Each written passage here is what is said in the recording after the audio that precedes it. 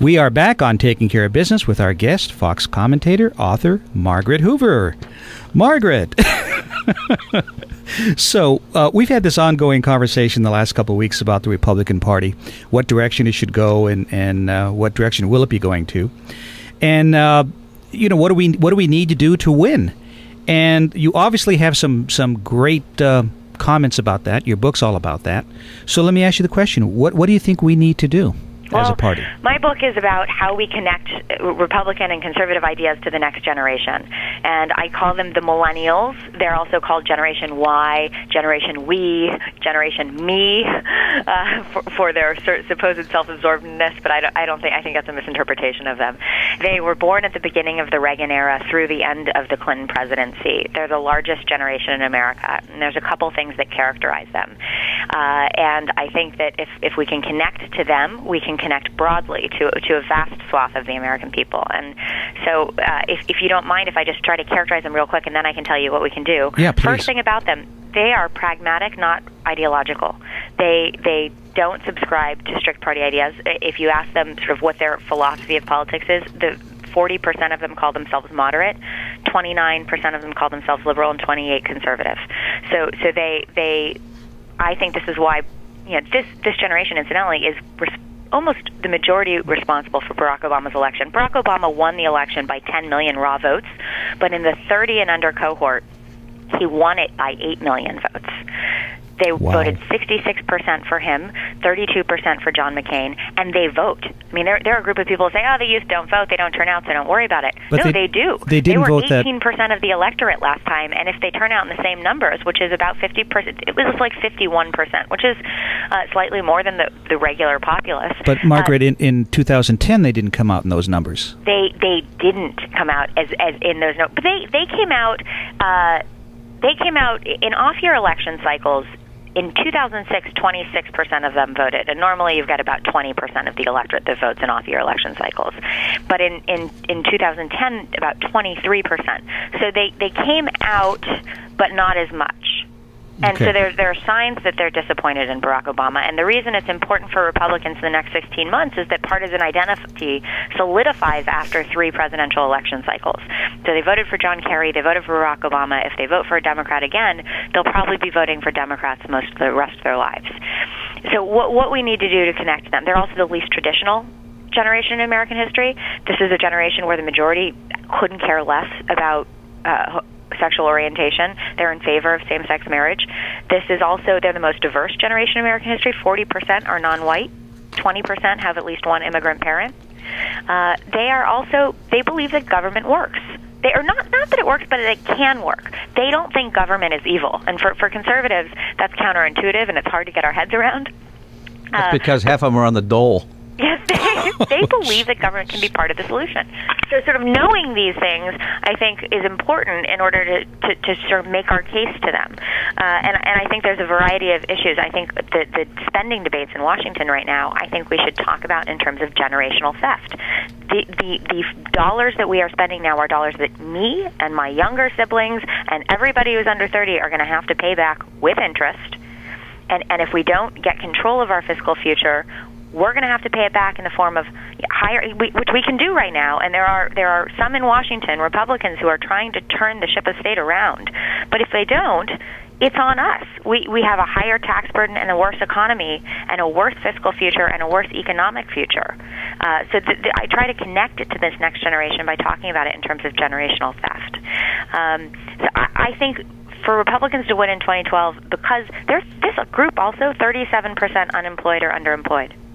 It's a huge number, the highest in 3 decades of unemployment in this age group. So I think if we stick to fiscal solutions, articulate a pro-growth economic message, and we focus on, back to Bill Clinton, it's the economy, stupid. I think we can unite the conservative coalition, keep our eye on that ball, and not be divided by some of the other issues that tend to fracture the conservative movement. Our guest by phone is the great-granddaughter of President Herbert Hoover, Margaret Hoover. Currently, we seem to be in an economic downturn, and the Democratic Party wants to increase taxes. Now, tell me, how is increasing taxes going to help this situation? Well, I couldn't agree with you more. I mean, I'm of the school of thought that believes that if you increase the tax burden in a down economy, and by the way, 60% of millennials agree with this statement, that if you increase taxes in a down economy, you risk hurting the economy, not improving it. But the Democratic Party, fascinatingly, even Harry Reid, of course, would like to raise taxes, but he's not talking about it. The only person that's talking about raising taxes right now, in this moment, in this sort of debt ceiling crisis in Washington, is Barack Obama. And one of the things, when he talks about taxing the rich need to pay their fair share. One of the things Republicans, I think, need to continue to hammer home is that the top 1% of Americans pay 38% of the income taxes. Right. And by the way, that 1%, they're the millionaires and billionaires supposedly.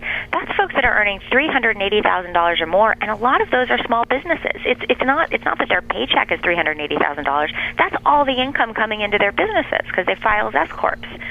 And so I think the class warfare stuff doesn't work. And I think it's not helpful. If you took all of the taxable income of that 1%, you'd get about $338 billion. I mean, the budget deficit is $1.2 trillion. So even if you took all the taxable income of that top 1%, you're not even going to, you're not even going to be able to fix the budget deficit. If some of these legislators had actually been employers, they might look at this a little bit different. But most of them have made politics their life. Well, and I think that's a problem. I'm very, as I mentioned before, not so supportive of the career politician. California, we have term limits, but term limits haven't worked that well either because all they do is go from the Congress to the Senate to some political position. Right, right. So I think that the future of the party, if we're going to connect to the next generation, is not focus on what unites us, not what divides us. Let's stick to jobs, the economy, our fiscal future as a way of fusing the conservative coalition, and I think that's how you're going to get the next generation, especially in 2012. If we're going to make inroads, we've got to do it now, and I think we need to focus on fiscal and economic issues. Well, we need to do something. $18 billion in earmarks, lots of pork, entitlement spending, Social Security in trouble, Medicare, Medicaid in trouble. We've got a lot of things that need to be done. First thing we need to do is pass this budget. Well, and raise the debt ceiling, but raise the debt ceiling with significant spending reforms. And a balanced budget.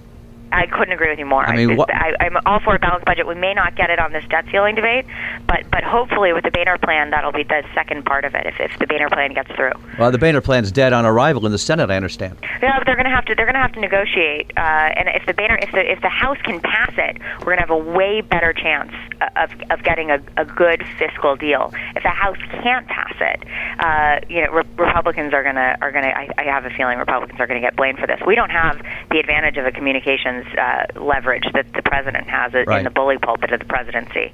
And so my hope is that the Republicans will pass the Boehner Plan today so that it will go to the Senate and we'll have a bit more leverage. Otherwise, I fear that we're going to lose this communications battle. We're going to hand the victory to Barack Obama. All right. And keeping in mind that today's Thursday, Clay, so by the time this airs... Oh, it'll already be done. Yeah, hopefully it'll be done.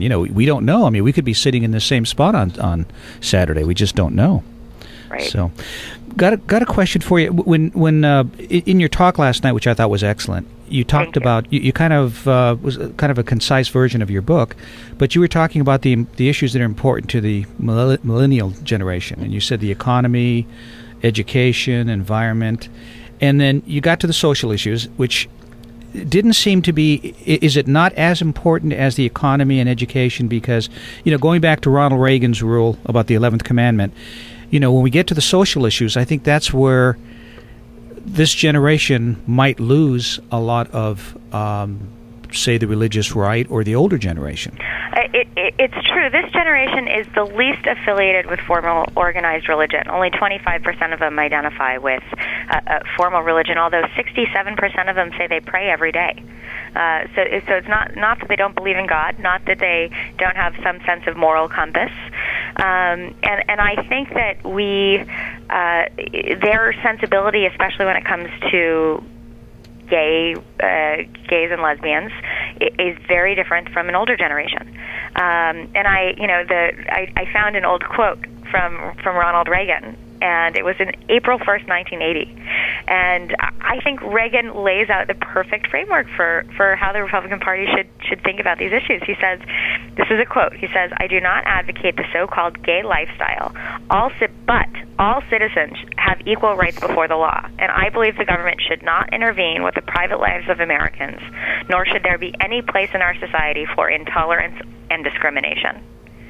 And I think that's what the Republican Party should stick to now, especially because this generation, look, we grew up with friends who are gay.